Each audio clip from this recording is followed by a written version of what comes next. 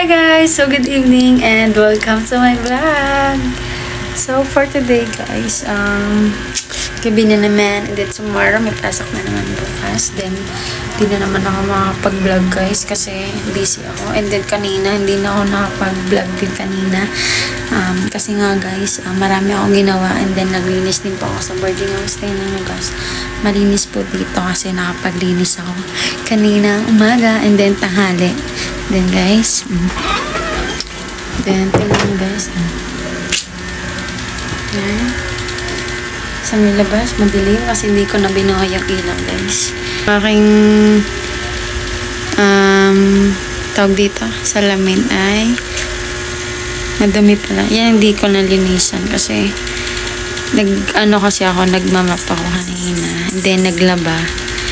Then, marami akong ginawa maghapon guys. Then guys, ako naman, enter.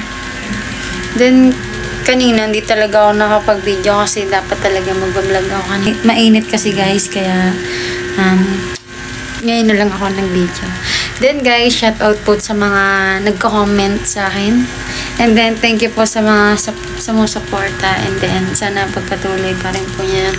At di po kayo magsawang sumuporta sa akin kahit na mga simpleng video lang po guys ang mga ina-upload ko kasi medyo wala po talaga akong time kaya hindi ako nakakapag-video ng ayos.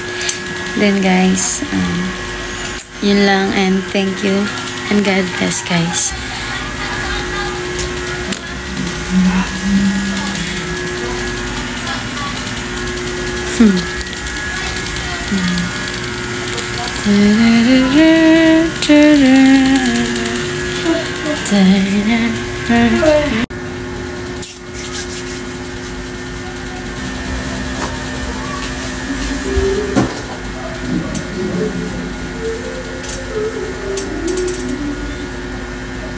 Maragsin na ng aking hair.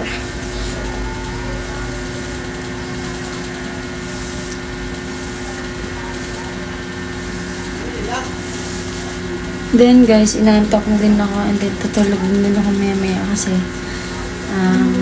may pasok pa ako bukas and day shift pa kami.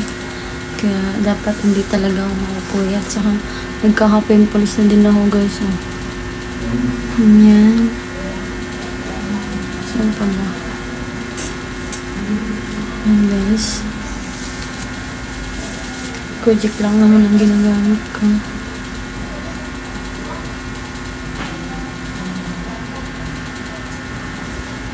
Then guys, yung mga kamay ko, ang pangat na. Ugat, labas na mga ugat guys. Kasi nga, nababasa ako pag ako galing trabaho. Nakapagbasa ako ng kamay. Kasi madumi po yung wire na hinahawakan namin. Then nagtitape lang po ako doon. Then okay naman. Pero ang sakit lang sa kamay. Hindi basta din ang pagtitape guys. Ilang oras na trabaho mo.